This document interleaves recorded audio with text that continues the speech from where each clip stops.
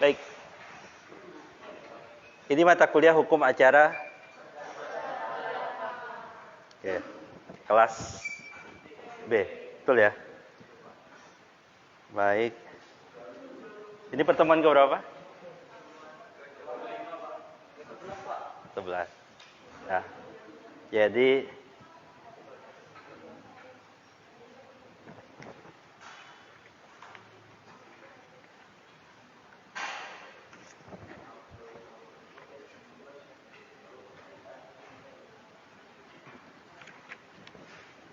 ini nanti diisi sampai pertemuan 11.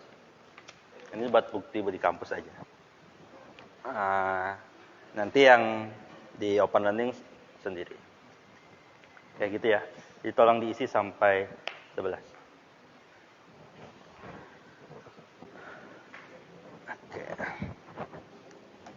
Baik, ini pertemuan pertama kita secara luring. Saya mohon maaf sebelumnya. Pada pertemuan sebelumnya saya tidak bisa hadir. Semoga tidak mengurangi kesempatan saudara belajar. Ya, kalau kalian bersepakat minta, Pak, ada tambahan pertemuan luring pengganti kemarin, silahkan aja. Kalau enggak, ya enggak apa-apa juga.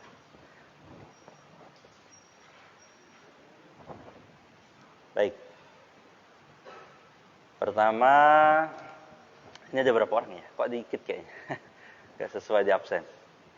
Oke. Nanti kita lihat seberapa yang hadir. Memang ini perkuliahan paling tidak nyaman. Senin, pagi banget lagi. Ya. Silakan.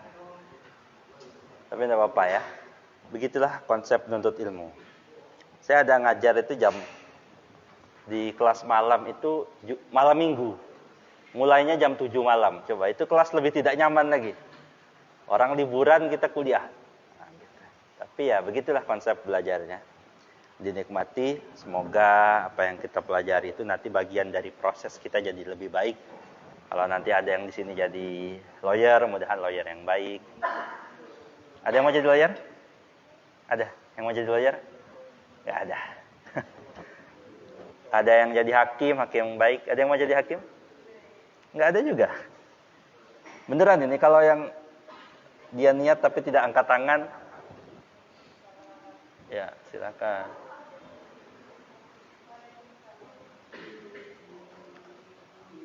Kalau ada yang mau jadi hakim, saya doakan jadi hakim yang baik.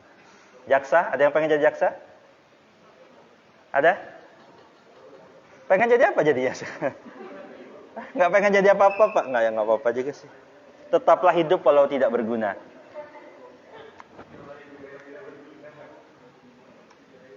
Polisi, ada yang pengen jadi polisi?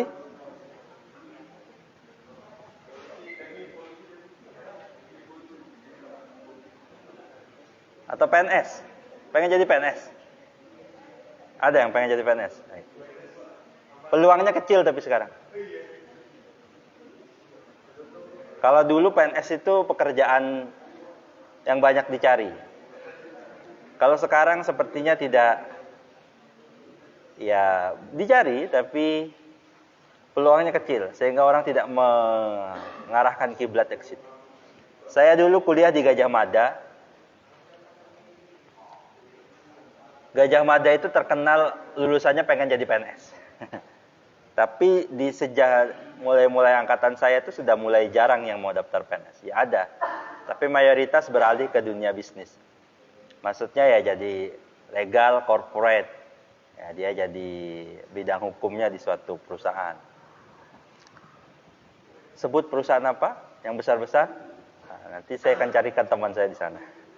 Kelebihannya begitu kemarin. Punya banyak teman.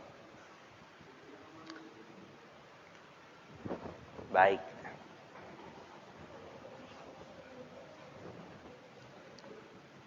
Saya mau mulai nunggu rame. Nanti kalau nggak rame, ya kasihan juga ya. Gak apa-apa. Saya akan start dari sini deh. Bahwa kita perkuliahan itu mayoritas masih pakai open learning. Jadi mau tidak mau, saudara suka tidak suka, kok warnanya jadi jelek sekali. Harus mengikuti open learning dengan baik. Ini kelas B ya. Saya di setiap perkuliahan saya biasanya saya akan mulai dengan melihat progress open learning. Ada yang merasa progresnya masih kecil? Ini pertemuan ke-11, 12, 13, 14. Nah, berarti 2 pekan lagi open learning-nya saya close untuk sebelum semester. Berarti yang belum buka, yang masih kurang, tolong diberi waktu untuk menyelesaikan open learning-nya dengan baik. Jadi materinya saya close sebelum UTS. Jadi waktu UTS materinya nggak terbuka. Mari kita lihat siapa yang masih rendah. Biasanya saya sorting dari yang lowest progress.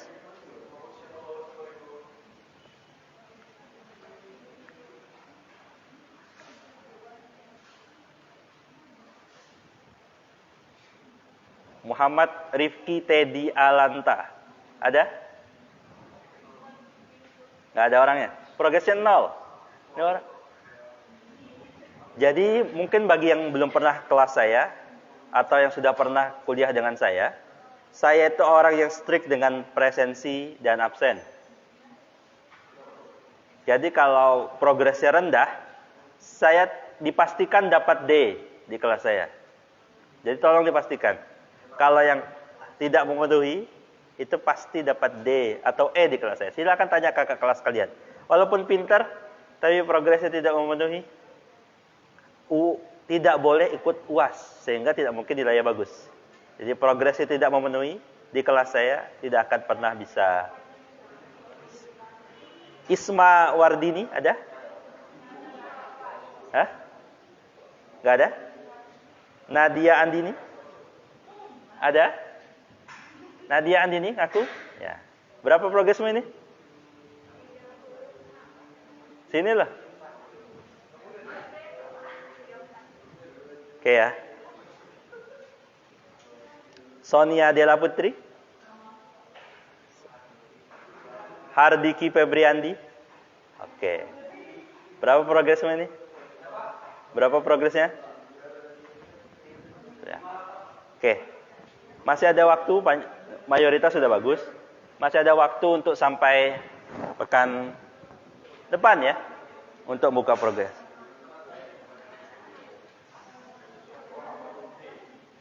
Oke.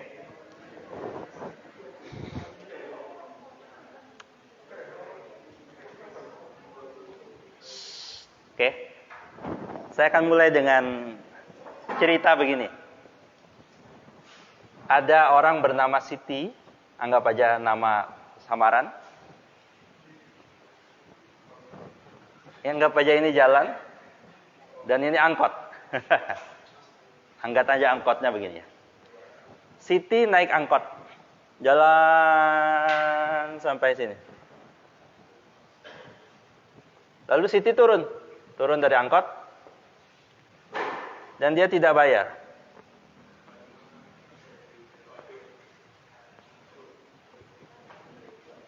Pertanyaan pertama, apakah perbuatan Siti tidak bayar itu baik atau buruk? Legal atau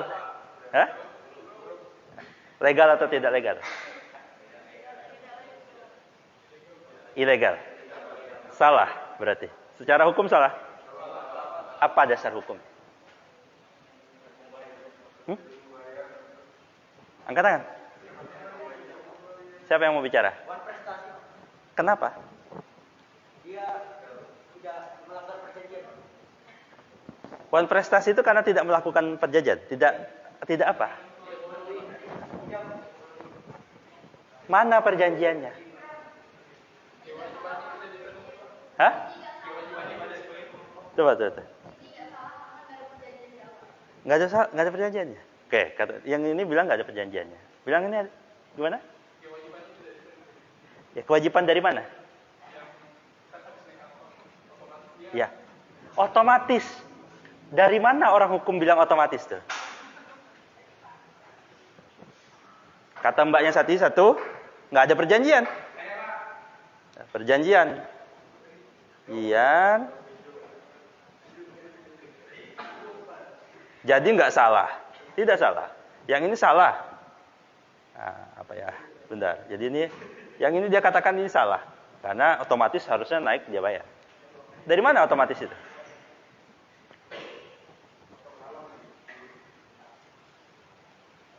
Dari mana?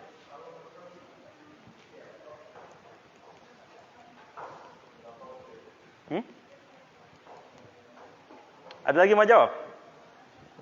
Tapi kalau pakai jawaban ini bahaya. Kasihan betul sopir taksi ini. Sopir angkot itu ya. Semuanya nggak ada mau bayar. Saya kan nggak perjanjian, Pak. Ya, silakan yang belakang.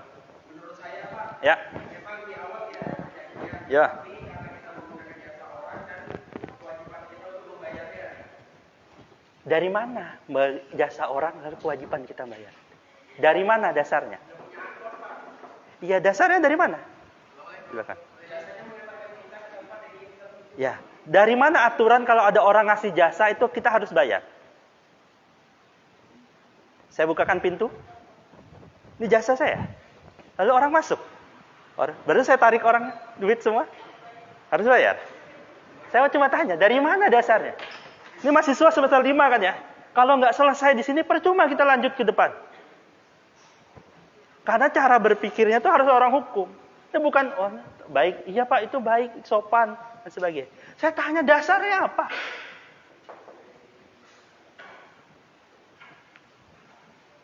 Punya dasar nggak? Ada lagi yang mau ngomong? Mbak, menurutmu harus bayar apa enggak? Saya setuju sama yang bilang kalau Ya. tadi nggak salah. Ya? Karena nggak ada perjanjian. Nggak bersalah, nggak ada perjanjian. Silakan. Baik, yang bagi datang ya. Ini ada Siti naik angkot dari Juanda perempatan sampai perempatan Antasari. Dia turun, angkotnya nungguin. Apa? Tapi Siti berjalan saja. Mbak, bayar Mbak. Kata Siti, nggak mau bayar.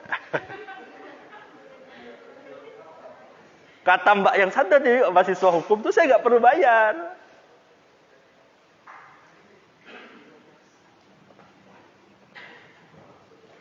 Ini bahaya. Nah, silakan kita bagaimana cara kita menyelamatkan tukang angkot tadi atau memang nasibnya seperti itu. Karena berikutnya habis ini mahasiswa nanti ke kantin dia makan, pulang langsung. Kenapa? Saya nggak bikin perjanjian harus bayar.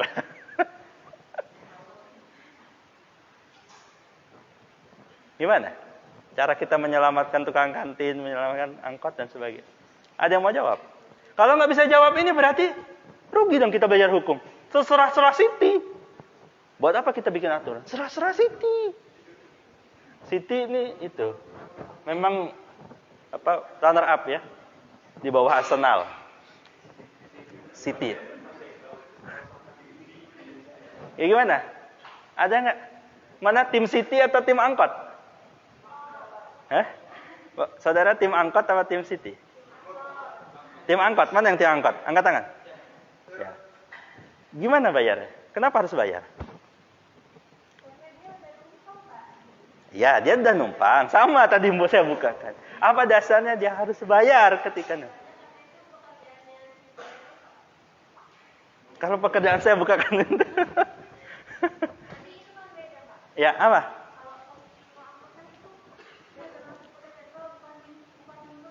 Ya, apa dasarnya saudara mengatakan itu pekerjaan, itu bukan pekerjaan?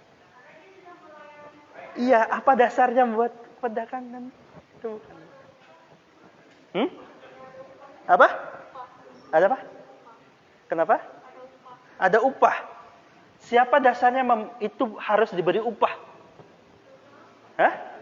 Kenapa angkot harus diberi upah sedangkan saya buka pintu itu tidak wajib diberi upah? Apa dasarnya? Coba. Silakan yang belakang dulu. Yang belakang dulu. Oke, yang belakang dulu.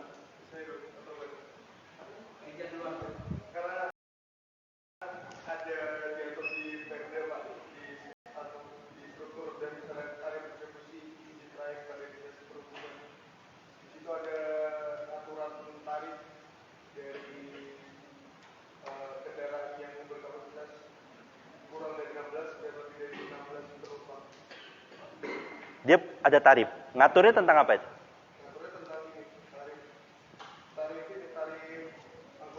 Baik, dia mengatur tentang tarif. Pertanyaan selanjutnya kan dia ngatur tentang tarif. Kalau nggak bayar tarif itu, dia nulisnya apa? Tarif sekian. Kalau nggak bayar tarif itu, ada nggak aturannya bilang penumpang naik angkot harus bayar tarif? Mana aturan? Mana aturannya? Sumber hukum apa yang mengatakan seorang orang Siti itu naik angkot harus bayar tarif? Sumber hukumnya apa? Yang belakang. Sebentar, itu di mana yang ngomong? Peraturan daerah. Mana peraturan daerahnya yang mengatakan wajib? Nah, cari dulu. Oke. Silakan yang belakang tadi. Ya.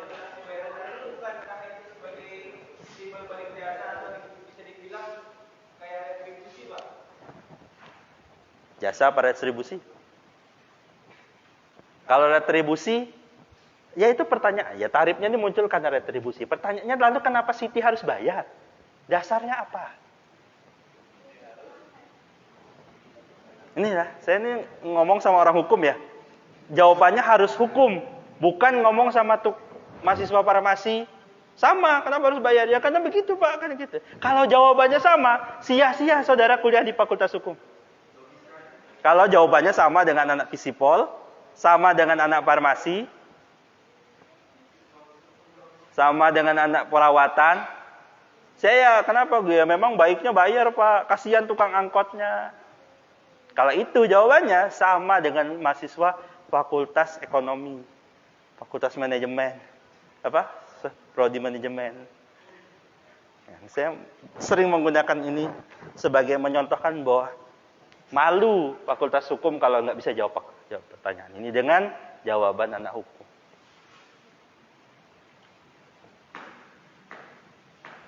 Apa dasarnya? Sumber hukum. Udah pernah belajar sumber hukum kan? Ya? Apakah yang tadi saudara sampaikan itu sumber hukum apa bukan? Perda. Oke, itu sumber hukum. Cuma tanya mana perdanya? Saudara punya HP, silakan googling, silakan aja. Saya bebaskan. Silakan cari bahwa tuh Siti itu wajib bayar. Itu pertanyaannya. Bukan tanya tarifnya berapa. Pertanyaan saya, kenapa dia wajib bayar? Oh, dia ngasih jasa. Apa dasarnya ngasih jasa itu harus bayar? Ya. Hah? Proses jual beli. Kap? Jasa angkutan.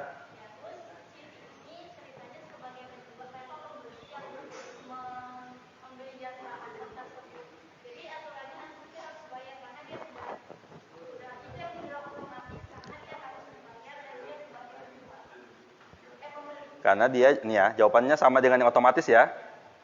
Dia jual beli. Oke.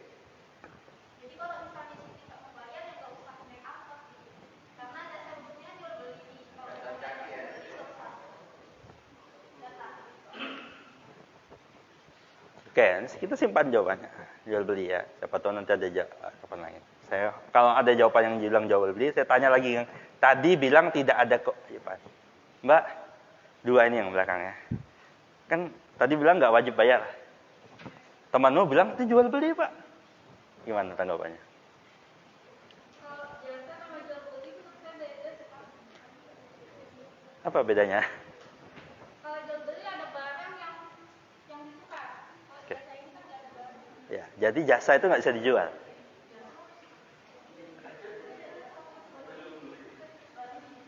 Jasa itu tidak dijual. Ada jasa pijat, ada jasa Gojek itu kan nganterin orang sama kayak angkot. Ada jasa dan sebagainya. Jasa banyak banget. Malah yang banyak dijual itu jasa. Jasa konstruksi, jasa bangunkan, sebagainya. Gimana? Terus kalau jual beli ini masih bertahan ya? Jawaban ini. Oke, kata sini karena nggak ada perjanjiannya. Wah, dia bilang jual beli, tapi bilang kan nggak ada perjanjiannya. Saya kembali ke belakang. Gimana Mbak? Yang tadi bilang nggak ada perjanjiannya. Hah? Ya, ada akad. Terus?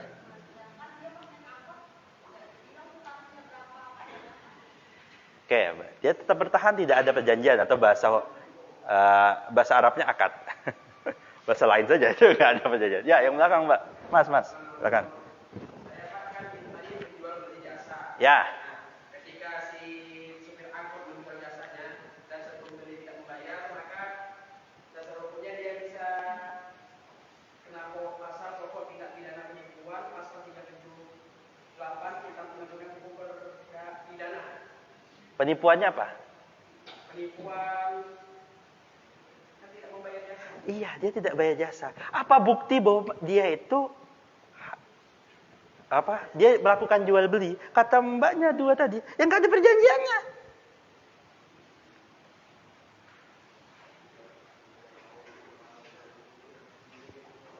Gimana?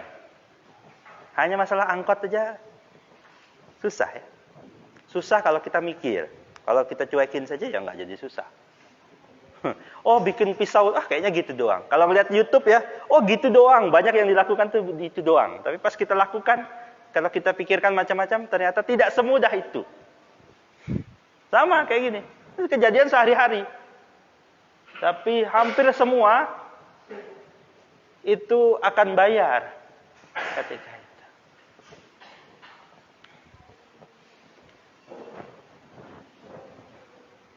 Ada yang lagi mau berjawab? Belum ada jawaban yang pasti. Masih saling dibantahkan.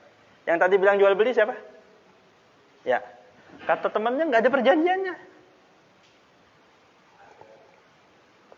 Ada yang bilang ada. Di mana perjanjiannya? Pada saat dia bisa diantarkan ke tujuan ini, Pak, itu apanya? Angkot itu tak pernah kayak gitu. Dia kayak gini. Asap. Kiri, keluar. Itu cuma itu aja perkataannya. Angkat tangan, masuk, kiri. Nah, mana? Saya ontarkan saya ke sini, nggak ada. Ya.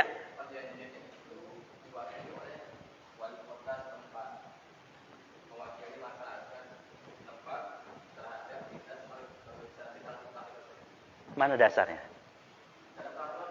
Apa? Perdanya apa? Ada, coba saya tanya apa? Kata-katanya apa? Bahwa wali kota itu berjanji ini bahwa setiap warga saya harus bayar. Gitu kan? Dan mewakili. Kata Siti, saya tidak pernah mewakilkan itu. Apa dasarnya wali kota berhak mewakili itu? Pertanyaannya jadi panjang. Jangan semudah itu kan gitu. Pertanyaan panjang. Tadi bilang wali kota mewakili. Apa dasarnya wali kota mewakili? Perjanjian bayar. Mana kata-kata harus bayar? Bisa googling ya. Googling semua. Kalau nanti di perdanya bilang iya, setiap gitu ya. Kalau gampang kan setiap penumpang angkot harus bayar sekian. Tarifnya kan sudah tadi ketemu. Siapa tadi yang nemuin tarifnya? Ya. Tapi ada nggak katanya setiap penumpang angkot harus bayar segini? Ada nggak kata-katanya? Harus bayar.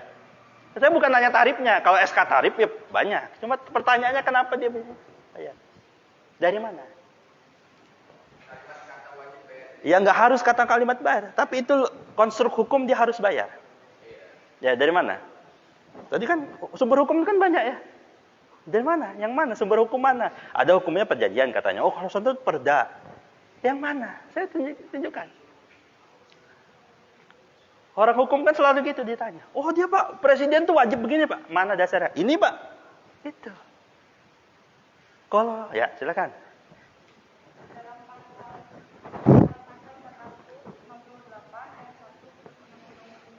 Ya. KUHD berbunyi perjanjian pengangkutan menjanjikan pengangkutan menjaga keselamatan barang atau orang yang harus diangkut dari saat penerimaan sampai saat penyerahan. Coba ulang yang kencang. Dalam pasal 468 ayat 1 Kitab Undang-Undang Hukum Dagang KUHD menyatakan perjanjian pengangkutan menjanjikan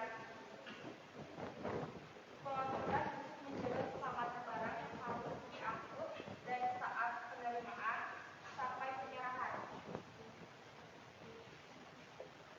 Oke, saya biar lebih kerinci ya. Makasih Mbak. Ada pertama aturan hukumnya perjanjian pengangkutan. Ini nanti diturunkan dalam undang-undang pengangkutan termasuk pengangkutan orang. Ini bentuknya adalah perjanjian pengangkutan orang. Ada dasar hukumnya? Ada. Kalau nggak nemu kita aja yang belum nyari, belum ketemu. Mbaknya tadi sudah ketemu awalnya. Saya biar nggak panjang, ini udah jam berapa? Sudah setengah jam hanya ngomongin angkot. Ada aturannya. Aturan materialnya ini namanya hukum acara materialnya. Ketika tidak terjadi, nah inilah muncul hukum acara formilnya. Nanti banyak yang bertanya-tanya, nggak ada kok perjanjiannya tadi ya, nggak ada perjanjiannya, betul ya? Nggak ada perjanjiannya. Oh harusnya bikin perjanjian Pak. Kalau tiket pesawat ada perjanjian, ada katanya. Tiket kapal ada. Angkot gimana? Perjanjiannya di mana? Katanya tadi perjanjian antara wali kota. Bukan itu jawabannya. Ada yang bisa menjelaskan gimana perikatan antara tukang city dan tukang angkot? Antara si city dan angkot, tukang angkot itu bagaimana perjanjiannya? Kapan terjadinya perjanjian itu? Dasar hukumnya apa? Gitu ya, kalau orang hukum itu dikejar gitu. Jadi kalau kita merasa masih belum ya, saya jujur ya waktu mahasiswa gitu juga, sering dosen, ada beberapa dosen yang suka nanya begini. Itulah yang mendidik saya. Karena selama ini kalau hanya diajarin ini aturannya begini, ternyata kita nggak terbiasa berpikir secara orang hukum. Ada mata kuliah penerapan hukum ya. Dulu biasanya saya ngampu, tapi berapa tahun tidak saya ampu. Kalau saya ampu harus begitu. Harus berpikir secara orang hukum. Ya. Silakan. Siapa yang punya otoritas? Siapa apa? Aturan hukumnya apa? Kapan terjadi perjanjian sejatuhnya?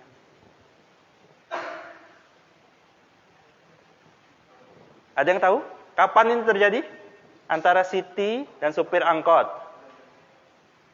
Supir taksi. Silakan. Kapan terjadinya? Ada yang bisa? Atau masih bertahan mbaknya dua tadi? Tidak ada akadnya, tidak ada perjanjian. Gimana mbak? Masih bertahan tidak ada perjanjiannya? Hah? Tidak ada? Saya. Ada lagi?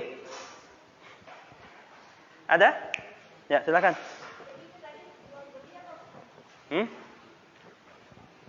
Nama perjanjiannya perjanjian pengangkutan, bukan jual beli. Ada disebutkan spesifik. Perjanjian dalam KUHD, namanya perjanjian pengangkutan. Nah, kapan terjadi perjanjian ini? Oh iya Pak, kalau perjanjian pengangkutan ada tuh Pak, wajib tuh harus bayar. Tarifnya sekian tadi disampaikan. Coba apakah ini terjadi perjanjian atau tidak? Itu pertanyaan kita. Saudara nanti kalau bikin gugatan, itu begitu ya. Ada materi gugatan kan? Itu materinya harus jelasin. Ini tuh terjadi peristiwa hukum gini. Bahwa Senin pada tanggal 10 Oktober 2022, kira-kira jam 8 pagi, Siti berdiri di samping flyover Juanda, melambai-lambaikan tangannya gitu kepada supir taksi bernomor polisi sekian, lalu dia naik, gini cerita terus sampai sini, lalu ketika sudah sampai tujuan, Siti mengatakan meminta berhenti pada supir angkot, lalu dia turun gitu, ceritanya harus diceritakan begitu, ceritanya dulu, lalu bahwa masuknya bahwa dalam proses ini itu ada suatu bentuk peristiwa hukum. Peristiwa hukumnya tadi perjanjian pengangkutan. Lalu perjanjiannya terjadi kapan? Dan ketika tidak terjadi ini namanya apa? Ketika perjanjian tidak ditanggapi, tidak dilaksanakan apa tadi? Masih jawab di awal? Wan prestasi. Terjadi wan prestasi, dasar hukumnya aturan ini. Kan gitu ngomongnya. Orang hukum begitu. Kalau cuma cerita Siti naik angkot, dia nggak bayar. Itu cerita anak manajemen, anak urusan keuangan. Tapi orang hukum bicara seperti ini. Saya tidak spesifik masuk materi ya, tapi ini gambarannya sebenarnya. Apa yang akan kita bahas pada materi hukum acara perdata itu begini. Ketika ada hubungan perdata, lalu ada pelanggaran. Tapi sebelum masuk ke pelanggarannya, saya pastikan dulu bahwa hubungan perdatanya ini kita clear. Silakan. Jangan sampai kita ngomong begini-begini. Oh iya Pak, saya itu suami istri begitu. Saya tanya, apa bukti kamu suami istri? Ya kami nikah aja Pak. Gitu repot ya. Ya kembali ke sini. Siapa yang bisa jawab? Ya silakan. Kapan perjanjian itu ada? Pada saat yang bersangkutan ikut dengan supir itu dia melakukan perjanjian beberapa hari. Apa dasarnya? Biasanya di dalam ada perjanjian pengangkutan menurut Undang-Undang Nomor 22 Tahun 2009 Nomor 22 Tahun 2011. Tentang? Undang-undangnya tentang apa? Ini yang di jurnal itu. Ya cari. Boleh saja cari jurnal, tapi cari lagi. Oh ini undang-undang apa? Jangan-jangan kalian dibohongi jurnalnya. Jadi begini, saya punya teman sekarang jadi dosen UGM. Dia tuh nulis artikel ke satu halaman lah ya di kolom hukum di online gitu. Saya tidak sebut nama jurnal itunya lah, jadi jelek. Jadi ceritanya tuh intinya begini. Jadi teman saya itu cuma ngetik, lalu dia lupa undang-undangnya. Dia tulis undang-undang XX, nanti itu biar dicari XX-nya cari nanti. Undang XX, nah gitu ya. Dia lupa nomor undang-undangnya. Di tengah ngetik itu selesai, dia sebelum dia cari undang-undangnya, dia terlanjur ngirim email berkas itu. Dan ajaibnya berkasnya itu diposting di website kolom itu, dan dia dapat honor. Dan kami ketawa, kenapa? Karena undang-undangnya XX salah, dan dia ngaku ya saya itu lagi mau cari, lupa nyari, ternyata editornya tidak. Jadi apa yang ada di internet itu hati-hati, karena bisa jadi kayak teman saya tuh, bisa jadi nomornya salah, ketemu undang-undang, oh menurut undang-undang ini, cari undang-undangnya. Gitu ya orang hukum, cari undang-undangnya. Apa tadi? Ada lagi yang mau jawab dulu sebelum itu?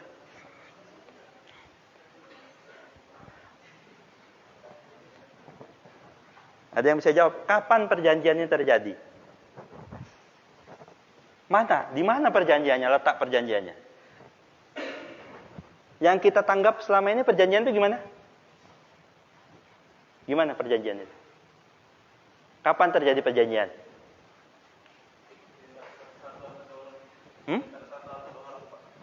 Ya, kapan terjadinya perjanjian itu? Ya, apa contohnya? Sepakat. Nah, perjanjiannya muncul ketika kata sepakat. Apa bukti kata sepakat itu?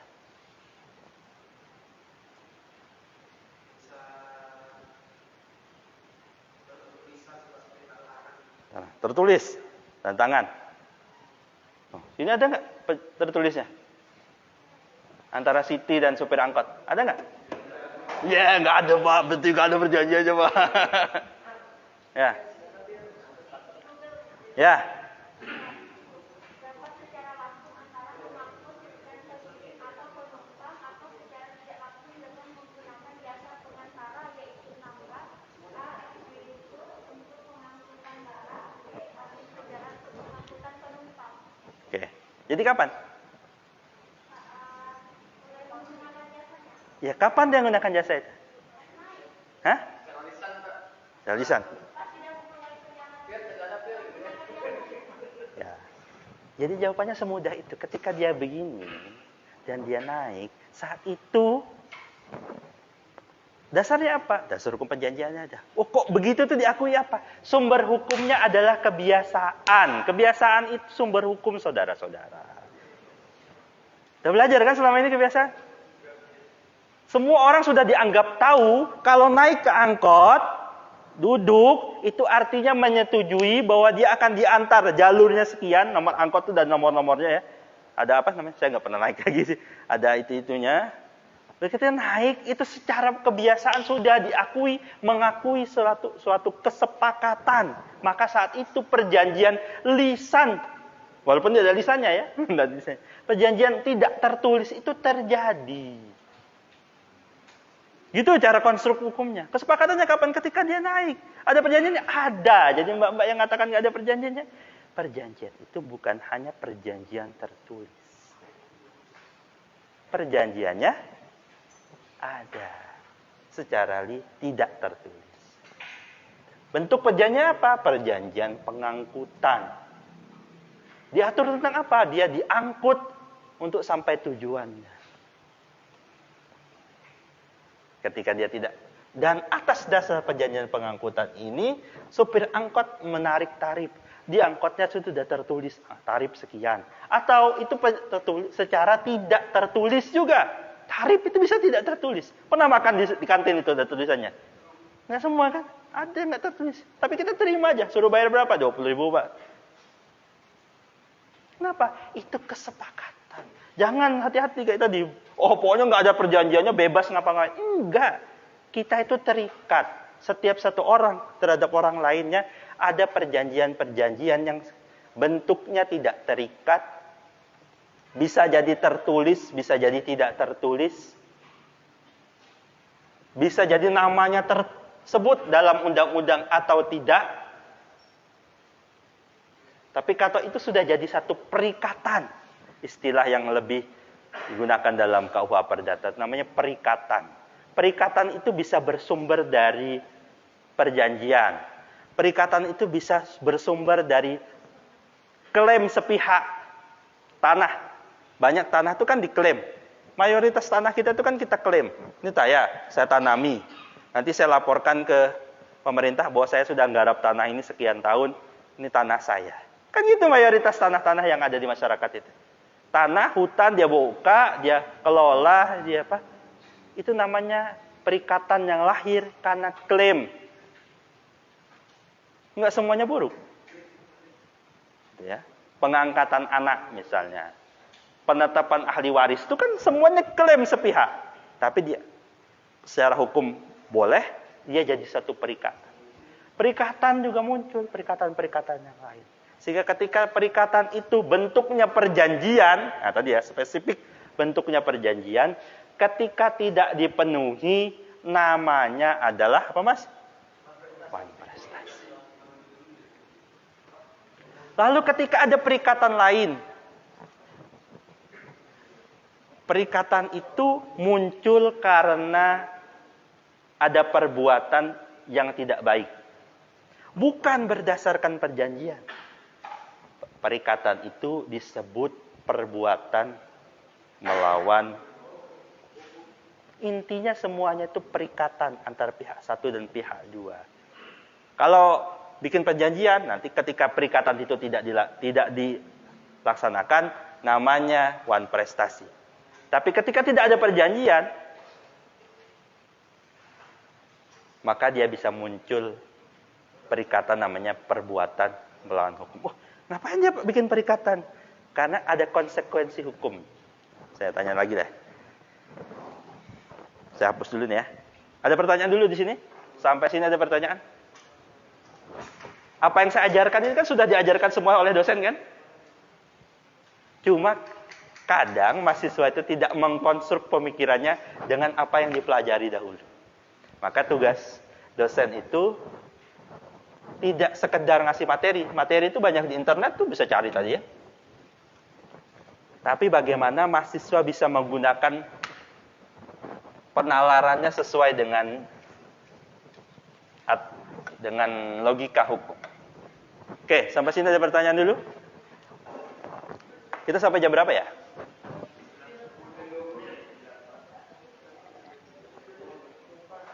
Jam berapa? Presensi? Sampai jam berapa?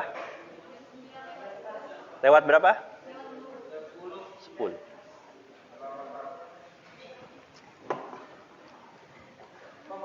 Silakan.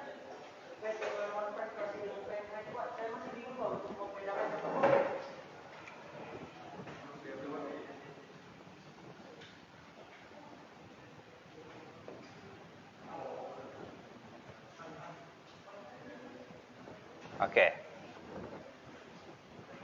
skip. Saya akan kasih contoh lanjutannya.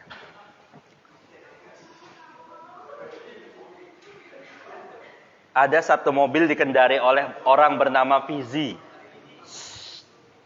Kalau yang mau ribut keluar dulu. Ngobrol di luar sebentar baru masuk lagi boleh. Dia di tengah berjalan di Jalan Juanda, sama kayak Siti dan angkot tadi. Ya. Ketika mobil ini menyalip angkotnya si Siti, dia ngebut, lalu menabrak mobil punya Pak Slamet. Pak Slametnya mobilnya tertabrak, lepas kendali, dia luka-luka, mobilnya ringsek. Pertanyaan saya, ini kasus pidana apa kasus perdata? Pidana. Ada yang bilang ini kasus perdata? Ada? Ada? Ada yang bilang ini kasus perdata? Kasus pidana? Fix? Ada yang nggak sepakat ini pidana? Ada? Ada, saya. Ini juga kasus perdata. Oke, pidananya kita nggak bahas ya, karena ini bukan mata kuliah saya. Saya akan bahas perdatanya. Apa perdatanya? Adanya pengerusakan.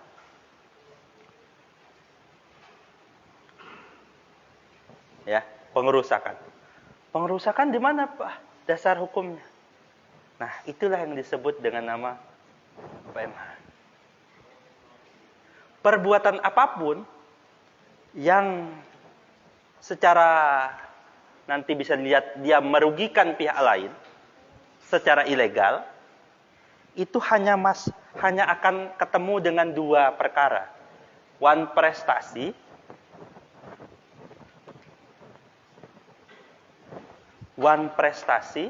kalau apa? Syarat itu semudahnya ada perjanjian.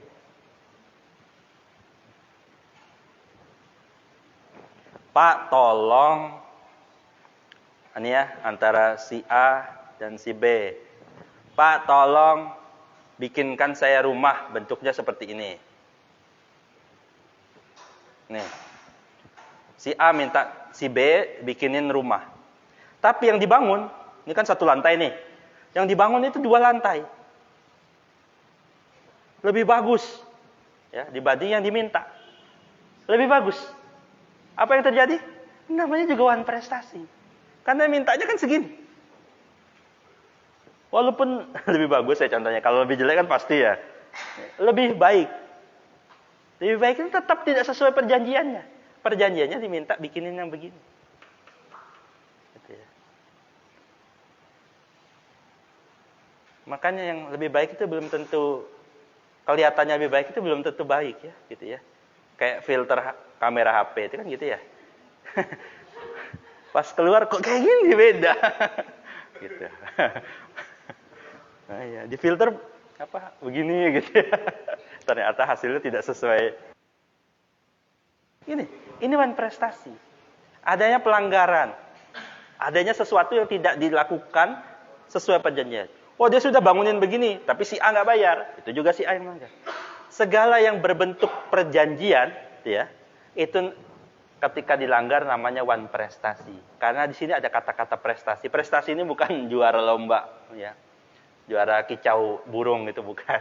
One prestasi bermakna ada suatu prestasi yang harus dilakukan. Prestasi itu kewajiban yang harus dilakukan oleh seseorang hasil dari satu perjanjian itu.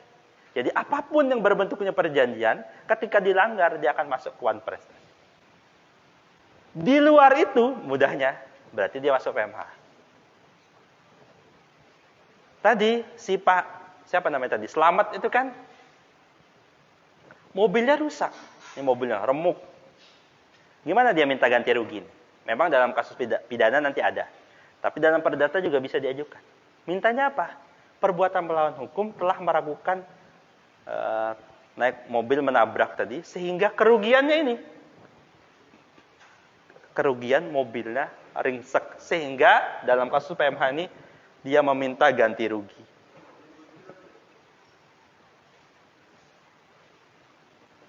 Oke, paham? Jelas?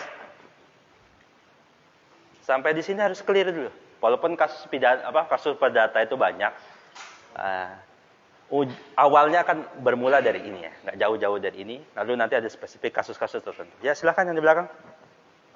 Ya. Kalau kasusnya itu yang menabrak ini orang yang belum masuk dalam usia yang bertahun Pak, belum bertahun. Ya. Oke, gimana kalau dia nabrak tadi di bawah umur? Di bawah umur ya. Ya. Oke. Dia di bawah umur. Gimana? Ayo, jawabannya gimana? Hah? Kenapa? Saya dulu kalau kakak-kakak tingkat kalian tuh paling malas nanya saya. Karena nanti saya putar-putar gitu ya. Kalau kasus sama Dani itu kan anaknya nabrak di bawah umur. Kalau pidananya jelas ya dia bisa masuk penjara, bisa undang-undang anak masih ada. Tapi nanti aturannya sekian. Lah kalau perdatanya gimana? Ganti rugi bisa nggak? Ya, yang jawab bisa. Gimana? Gimana? Ya.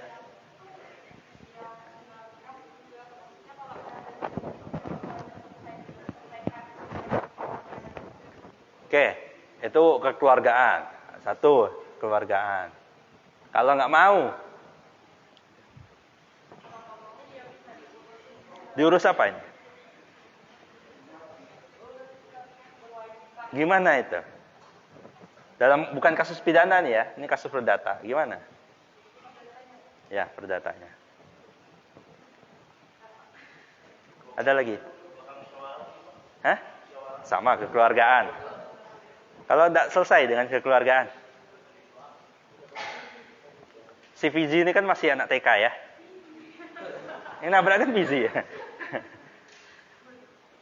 Gimana? Ada? Gimana nih anak di bawah umur? Selamat ya berarti nih.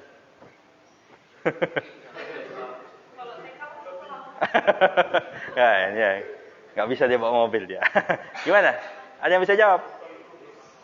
Ayo, ada yang bisa jawab? Saya tuh orang yang suka ngikuti infotainment. Ya, itu ada nih kan kasus bedanya. Infotainment itu seru karena banyak kasusnya. Itu gara-gara guru saya dulu, bukan dosen saya dulu suka gitu juga. Dia ngomongin banyak kasus. Tapi ngelihatnya itu bukan isu gosipnya, tapi isu kasusnya. Gitu. Ya. Sekarang kan lagi rame apa? Lesti misalnya ya. Beneran nggak ada KDRT-nya?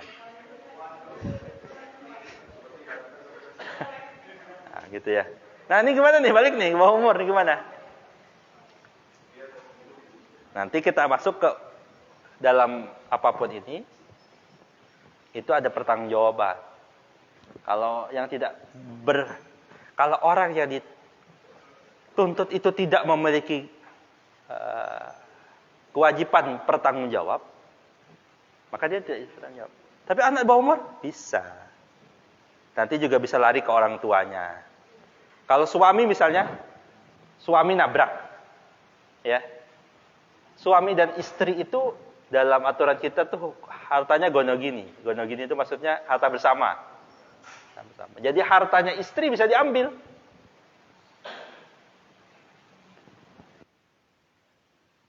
Apa bedanya perusahaan dengan bisnis perorangan? Saya mau menghapus pakai ini.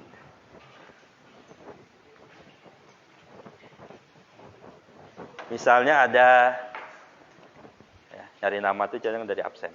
Ada Raihan. Ini kan orangnya baik ya Raihan ya. Raihan kan namanya? Enggak. PT Pencari Cinta Sejati. Ah.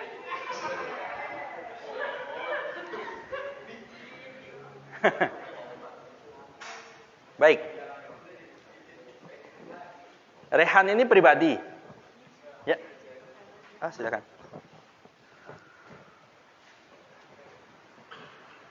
Dan dia ini, Rehan ini juga orang yang baik sehingga dia diangkat jadi direktur utama PT Mencari Cinta Sejati. Itu ya.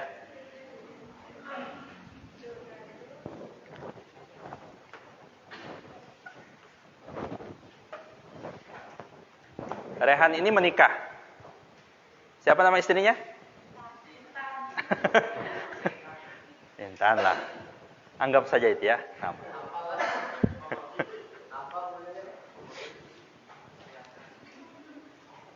Rehan yang di atas itu bikin perjanjian A. Yang di bawah selaku direktur utama dia bikin perjanjian B. Sama-sama wan prestasi. Ternyata Rehan tidak baik. Dia wan prestasi di perjanjian A dan dia wan prestasi di perjanjian B. Apa bedanya kita belajar pribadi dan badan hukum? PT ini badan hukum kan? Boleh disingkat gini nggak ya? Saya kadang agak susah ngingkatnya begini ya. Nanti dianggap dosen porno. Nih, badan hukum ya. Nih ya. Bagi perjanjian yang pertama, ini ketika diminta ganti rugi atas wan prestasi itu bisa hartanya Rehan, bisa juga hartanya Intan. Kenapa? Kenapa tadi? Harta Intan bisa diambil? Karena dia punya harta bersama ya. Sama. Sedangkan ketika di perjanjian B, Rehan ini selaku direktur wan prestasi juga. Harta siapa yang diambil? Ayo. Perusahaan yang mana? Apakah harta Rehan pribadi dan Intan bisa diambil? Oleh nih karena dia wan prestasi. Apakah bisa pihak yang minta ganti rugi itu? Ternyata MCS ini hartanya cuma 100 juta.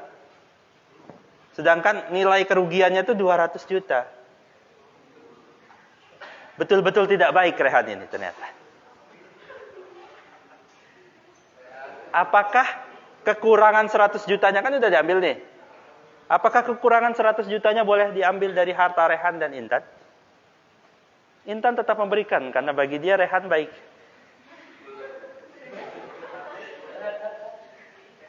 Saya pertanyaan secara hukum apakah boleh?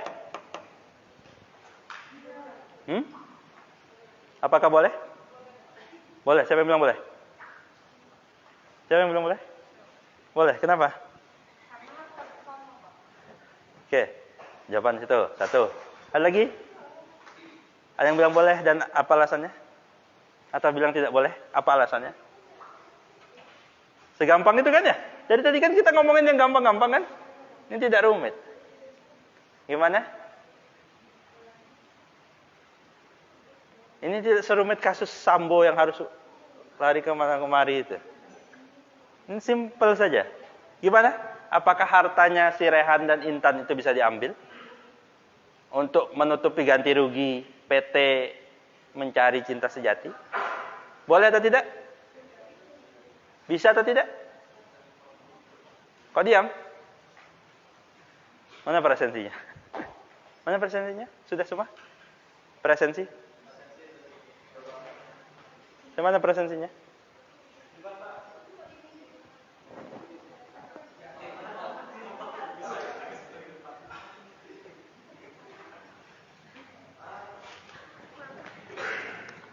Mahmuda Hisna. Ya. Boleh atau tidak boleh? Boleh atau tidak boleh pertanyaan tadi? Hanya gampang kan jawabannya boleh atau tidak boleh? Bisa tidak bisa? Orang hukum itu kan segampang itu sebenarnya. Ini boleh nggak Pak? Ini nggak boleh. Ada yang pulpen siapa nih? Pulpen saya. Ya. Boleh atau tidak boleh? Kan gitu. Intinya orang hukum segampang itu. Silakan. Gimana Mbak? Panggilannya apa nih? Mahmuda. Hah? Mahmuda. Apa? Boleh atau tidak boleh?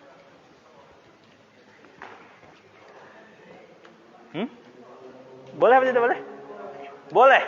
Alasannya apa? Yang susah alasannya ya. Bilang, kenapa boleh? Sama, sama. Oke. Oke, mana lagi yang bilang boleh? Ya, kenapa? Karena rehat menyebabkan perusahaan itu bisa terjadi utang 200 juta.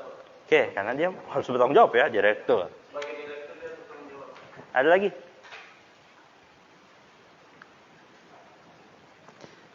Muhammad Israfil. Ada? Ada dong. Gimana? Boleh? Kenapa boleh? Karena dia direktur perusahaan. Direktur perusahaan. Sama jawabannya. Tanggung jawab.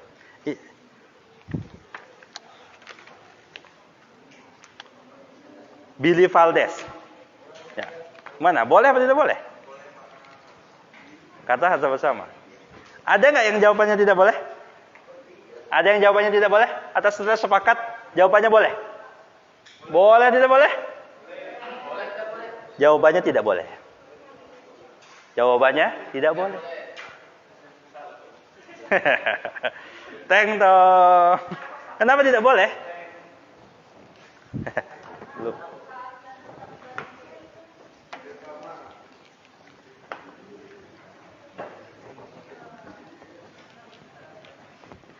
Perasaan mata kuliahnya kayak gampang Pak kemarin. Pas ditanya kayak gini kok susah. Ya begitulah guru matematika kan sering ngasih soal tuh contohnya gampang. Pas ngasih soal susah ya. Baik. Apa beda orang deh istilahnya. Orang dalam KUH Perdata itu. Ya silakan. Badan hukum. Lebih spesifik badan hukum privat. Apa bedanya? Kalau orangnya tidak perlu kita lihat ya.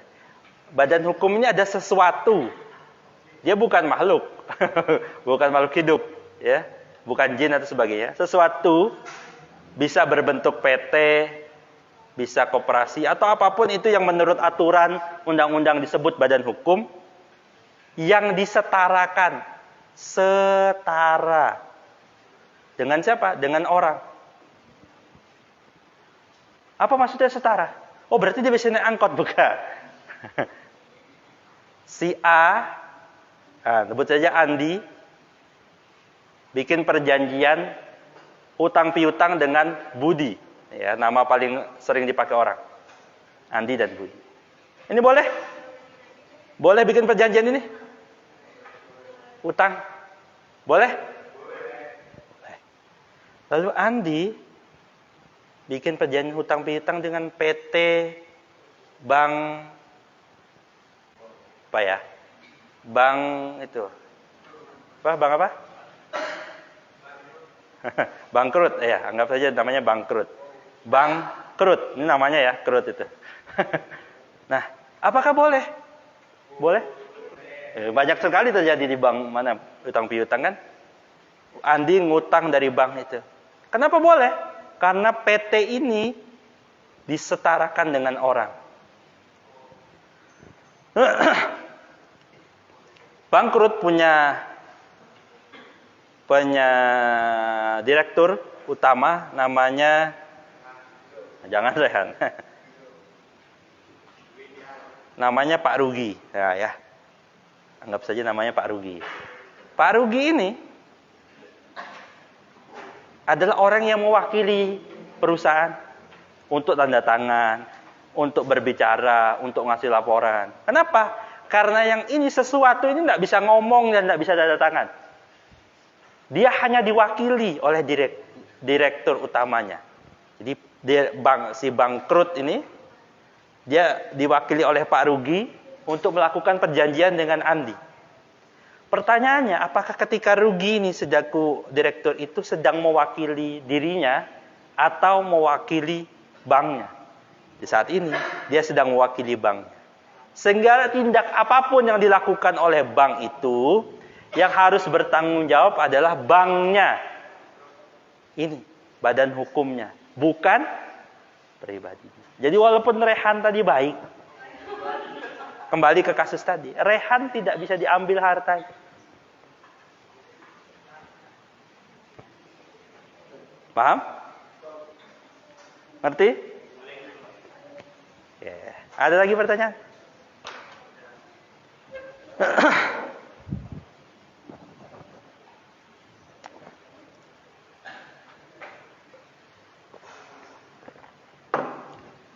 Baik. Kalau nggak ada pertanyaan, giliran saya yang nanya. Ya, sebelum saya nanya, saya kemarin sudah ngasih tahu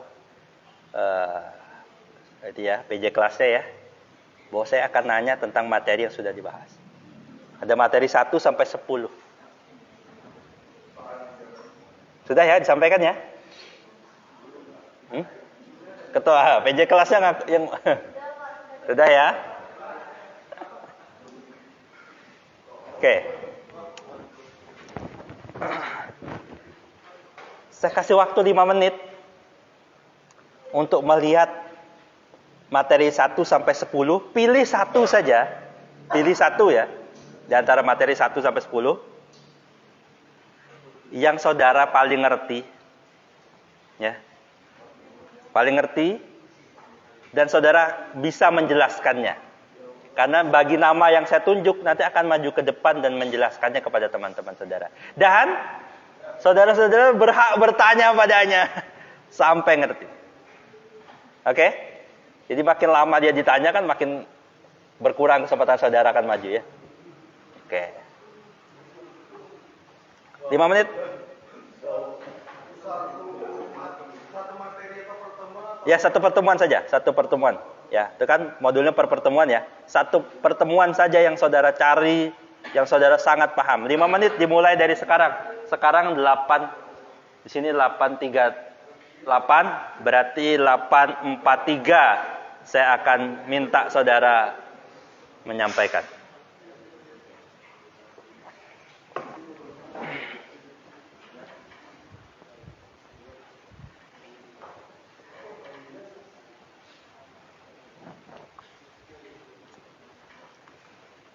Oke, siap-siap ya. Nanti nasib siapa yang akan maju ke depan. Ini boleh ya, saya videokan. Hah? Berdiri sampai selesai. Kan SMA ya.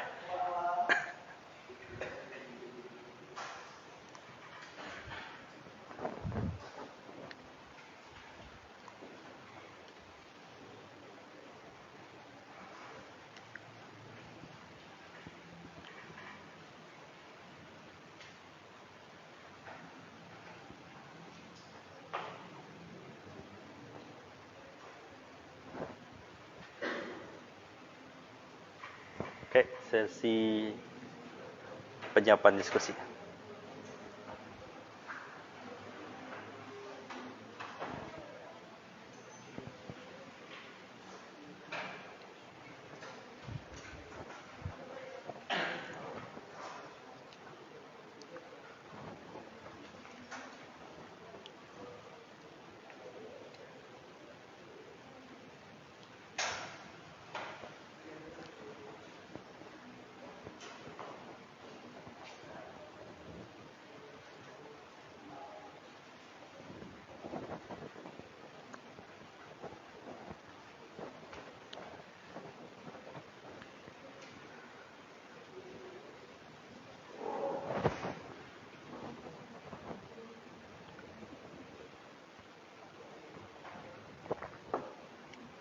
Tiga menit lagi.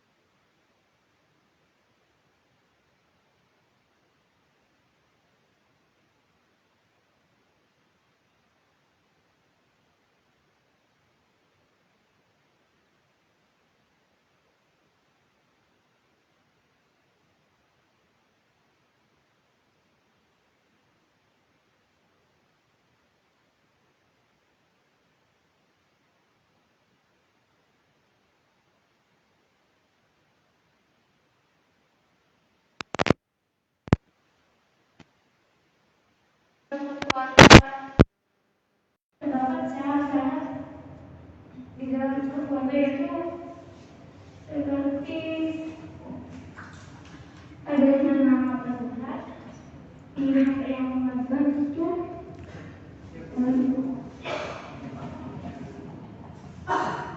Boleh buka HP-nya, di bawah HP-nya nggak boleh.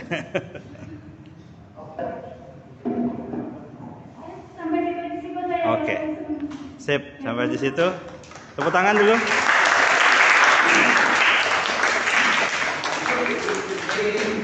Terima kasih Mbak Ika ya. Siapa yang mau tanya? Kalau nggak tanya berarti itu materi selanjutnya. Ada yang nanya? Nggak ada. Ada yang nanya? Cukup. Oke Mbak. Punya hak tunjuk seorang untuk materi selanjutnya, untuk presentasi selanjutnya. Hah? Silakan. Ya, terima kasih. Tepuk tangan dulu mbak-mbaknya.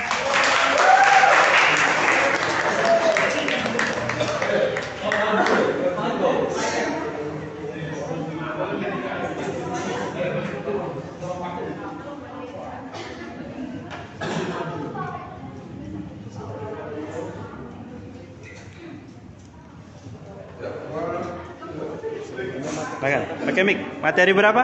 Sebelumnya surat kuasa Pak, tapi ganti ke materi Permohonan. gugatan. Hah? Yang itu. Gugatan.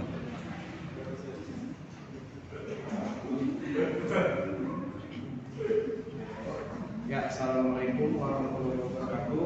Waalaikumsalam. Di sini saya akan menjelaskan materi tentang gugatan dan PE. Itu permohonan sebetulnya. Sorry, salah tulis. Oh, permohonan. Ya, P-nya PE itu permohonan. Nanti saya perbaiki. Permohonan maksudnya. Ya, saya dia sudah jawab.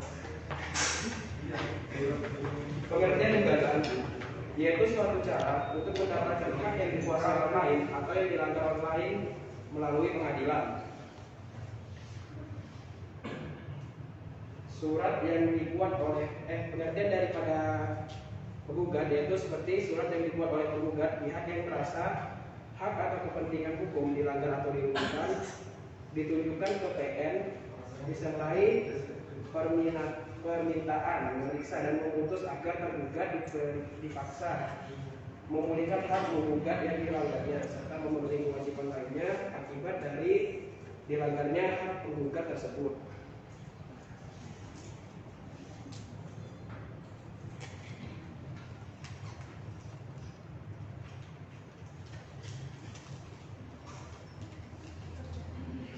Masalah-masalah yang terjadi yaitu satu, terdapat konflik kepentingan antara pihak yang satu dengan yang lain. Pihaknya terdiri dari orang yang melakukan gugatan disebut sebagai penggugat, sedangkan orang yang digugat disebut dengan tergugat. Tiga, adanya sengketa. Yang keempat, pihak ketiga dapat ditarik sebagai pihak lawan. Lima, tersedianya upaya banding dan kasasi untuk memeriksa putusan. Dan 6, produk yang dikeluarkan adalah putusan dari pengadilan.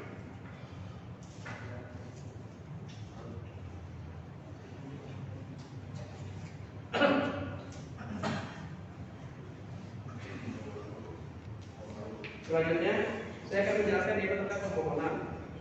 Dalam bukunya, Hukum Acara Perdata tentang Gugatan, Persidangan, Permintaan dan Persidangan Putusan Pengadilan menjelaskan bahwa permohonan atau gugatan voluntair adalah permasalahan perdata yang diajukan dalam bentuk permohonan yang ditandatangani pemohon atau kuasanya yang ditujukan kepada ketua pengadilan negeri.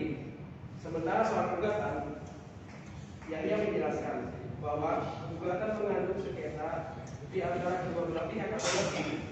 Permasalahan yang diajukan dan diminta untuk diselesaikan dalam gugatan merupakan sengketa atau perselisihan di antara para pihak.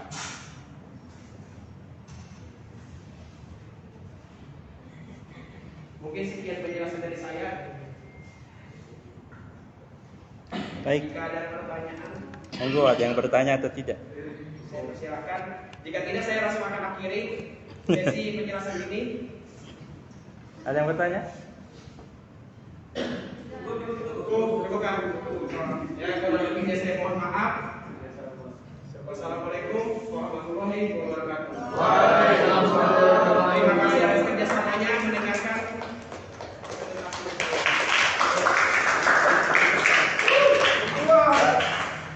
Lanjut, tunjuk. Selanjutnya saya persilakan Winda Alina. Silakan.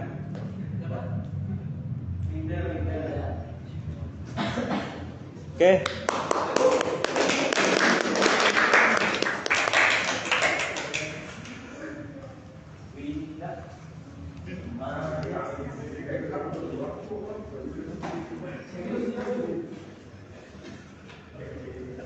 Mic-nya dipakai, Mbak.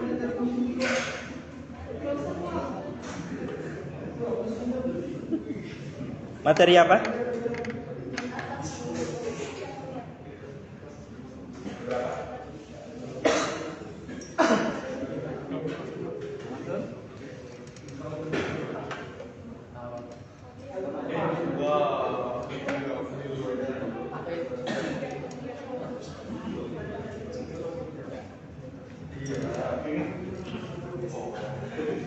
Oke, asas hukum acara perdata.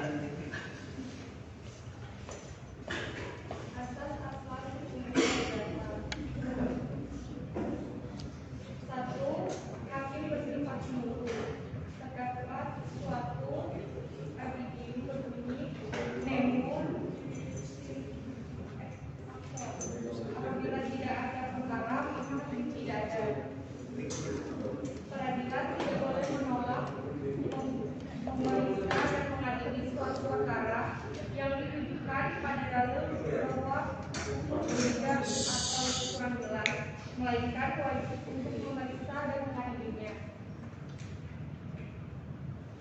Dalam pasal 16 ayat 1 Undang-Undang Nomor 4 Tahun 2004, hakim sebagai organ peradilan dianggap memahami hukum, mencari keadilan.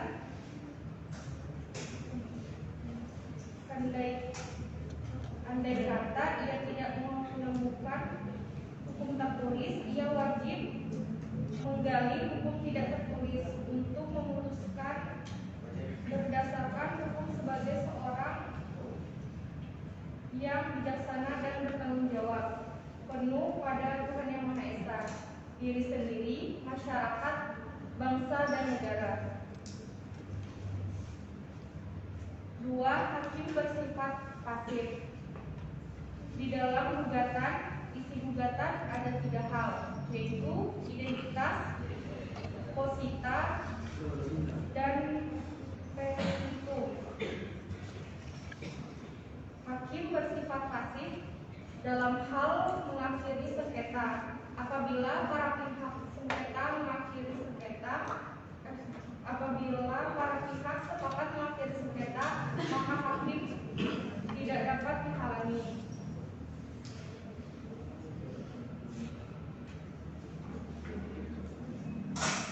Pasal 178 pasal 169 ayat 2 dan pasal 178 pasal 189 ayat 2 dan 3. Hakim bersifat pasif dalam hal apakah para pihak banding atau tidak, tergantung dari para pihak. Sidang terbuka untuk umum. Setiap sidang boleh dilaksanakan.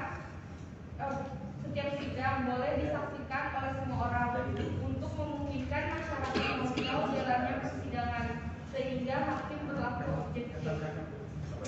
Pasal 19 ayat 1 dan 2 Undang-Undang Nomor 4 Tahun 2004, pasal 179 ayat 1, 317 pasal 160 RDG. Masyarakat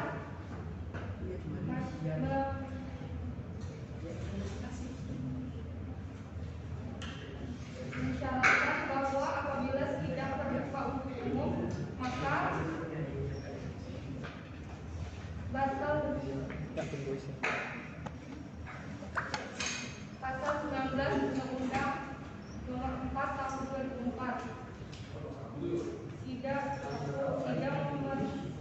sidang memeriksakan peradilan adalah terbuka untuk umum kecuali apabila undang-undang menentukan lain. Tidak dipenuhi ketentuan dalam ayat 1 mengakibatkan batalnya putusan menurut hukum. Rapat permusyawaratan hakim bersifat rahasia. Mendengarkan kedua belah pihak. Peradilan dalam pengadilan perkara harus memberikan kesempatan yang sama bagi kedua belah pihak untuk mengemukakan pendapat. Kedua belah pihak yang bersangkutan harus diperlakukan sama oleh hakim, karena hakim mengadili perkara berdasarkan hukum asas objektif. Hal ini untuk menjamin hak-hak asasi manusia yang mendapatkan perlindungan. Putusan disertai alasan. Setiap putusan hakim harus memuat alasan-alasan dan pertimbangan yang cukup dan sempurna. Segala keputusan peradilan selain harus memuat alasan-alasan dan dasar-dasar putusan itu juga harus memuat pula pasal-pasal tertentu dari peraturan-peraturan yang bersangkutan atau sumber hukum tak tertulis yang menjadikan dasar untuk mengadili.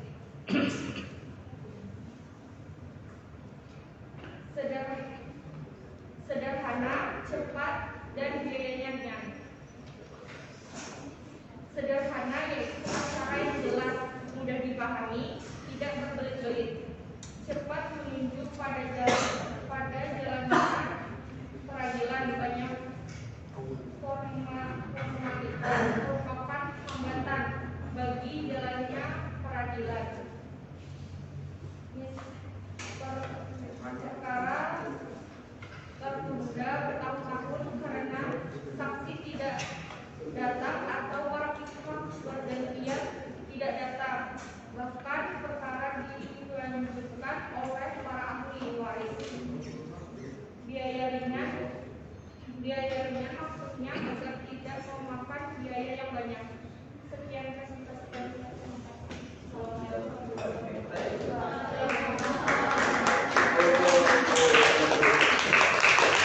Ada yang nanya?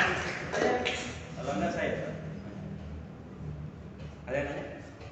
Cukup. Baik, saya nanya. Apa bedanya dari asas-asas tadi? Apa bedanya hakim di perkara pidana dan perkara perdata? Bedanya apa? Bagi yang nonton videonya, saya cerita di situ. Kalau perkara perdata itu dia bisa diselesaikan secara kekeluargaan, Pak. Kalau pidana itu dia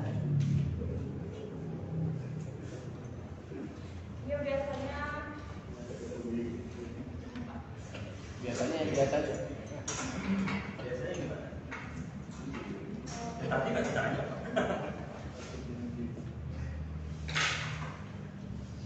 Kata ada asas apa tadi? 4 apa? Sederhana, berbiaya ringan.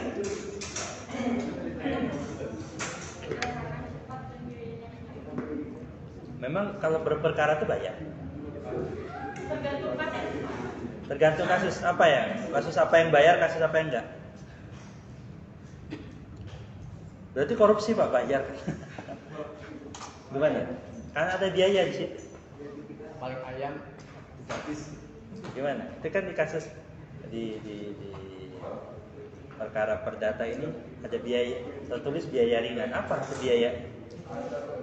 Hah? Cukup ya. Kalau nggak tahu tunjuk teman. Ya, tunjuk teman. Ask to audience. Ask to audience. Suruh maju ke depan juga. Ya. Enggak, tunggu. Siapa yang bisa jawab? Tunjuk aja. Ayo jawab, mau silakan. Apa pertanyaan? Maju dulu. Aduh kakiku. Pemberian saya rusak. Baik, pertanyaannya itu tadi ada asas. Coba asasnya apa namanya? Sederhana, cepat, berbiaya ringan. Nah, pertanyaannya itu kan ada berbiaya ringan. Memang berarti perkara perdata ini bayar. Berbiaya ringan apa? Apa sih juga lagi? Mas. Kalau pas, tunjuk lagi temennya. Masih berdiri di depan, sampai penuh di depan.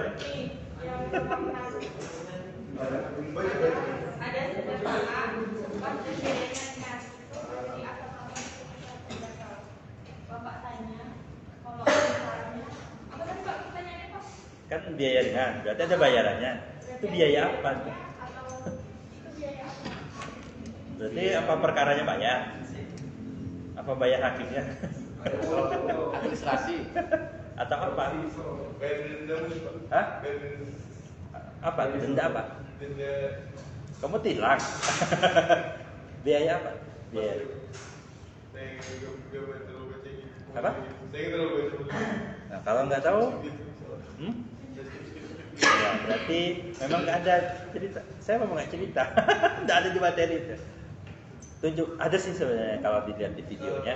Tunjuk orang kalau tidak tahu. Mungkin yang bisa bantu ngambil video di sini, Ya. yang ngerti yang sering baca, saudara Billy. Nah, silakan.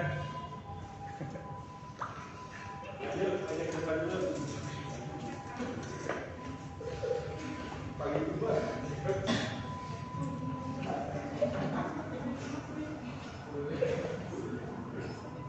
Apa? Apa tadi? Jelasin.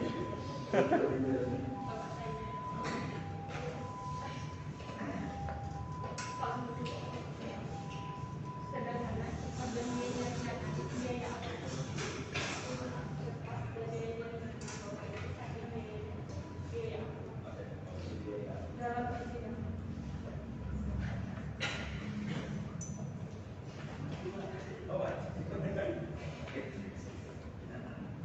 Ada jawabannya? Atau pas? Kalau pas tunjuk lagi. Apa ya? Jujur Pak, saya nggak tahu. Ah, ya, tunjuk lagi. Jos. Kita masih ada tunjukin. Lumayan. Nadia. Siapa namanya?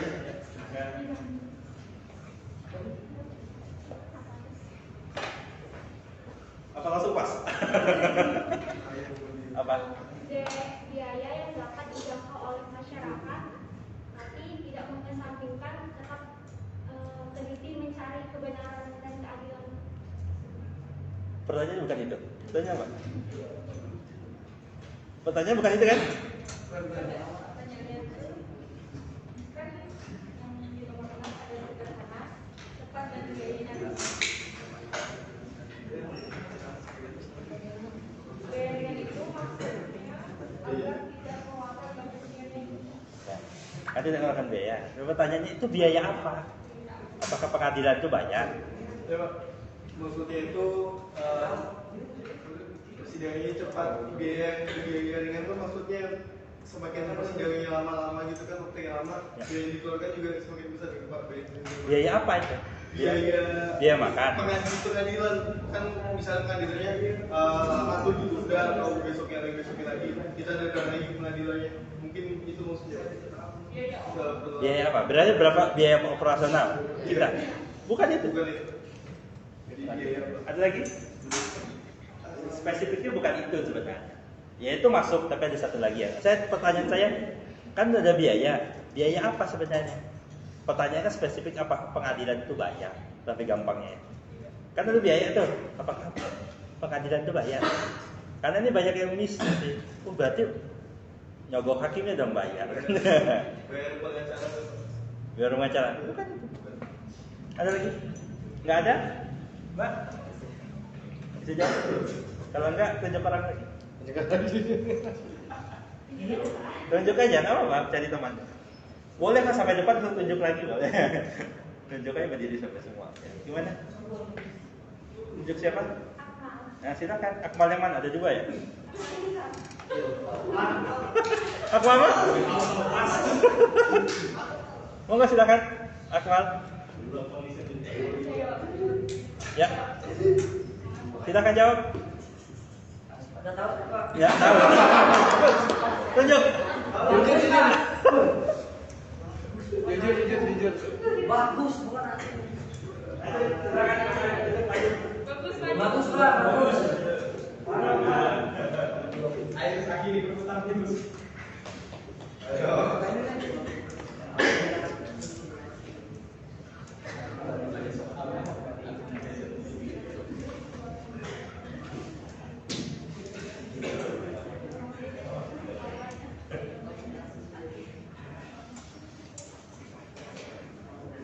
Ya, masih ada waktu.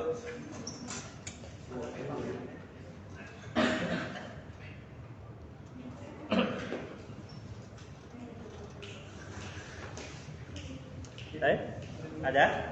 Jawabannya? Apa langsung kayak tadi? To the point.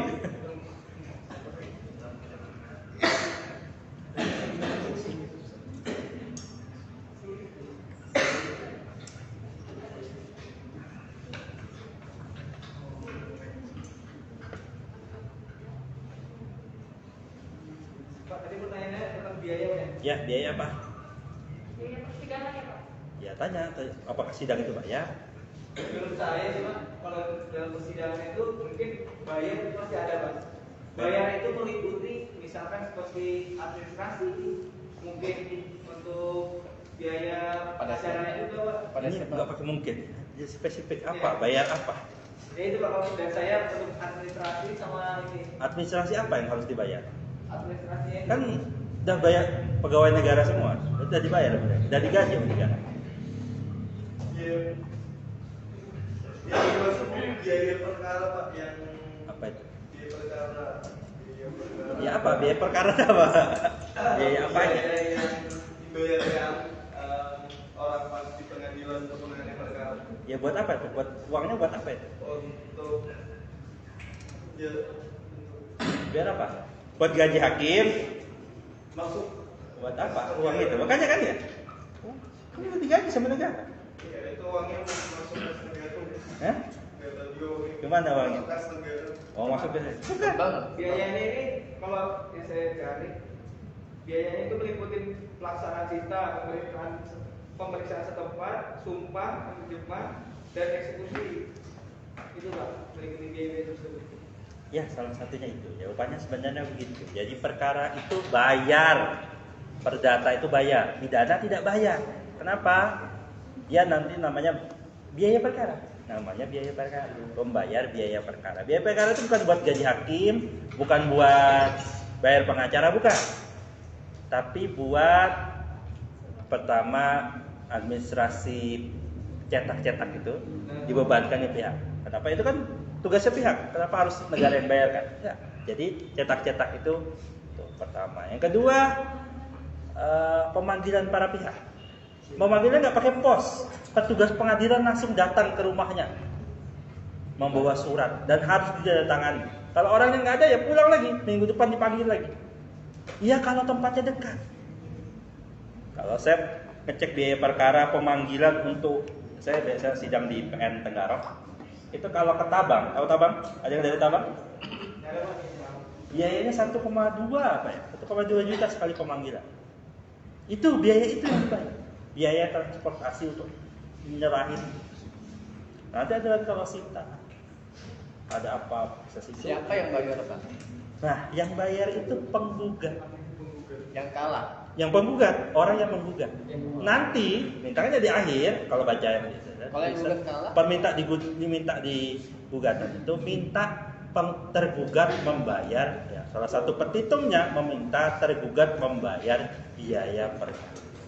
Kalau dia kalah ya sudah habis uang, alhamdulillah. Begitu ya? Kalau dia menang tergugat Ya, dia bayar. ya. Begitu yang dimintakan. Begitu ya.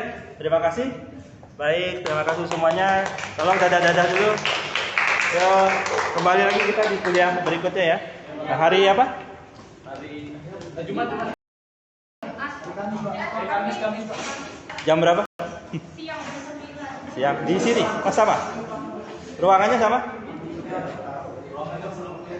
Baik, terima kasih. Sampai ketemu di hari Kamis. Assalamualaikum warahmatullahi wabarakatuh.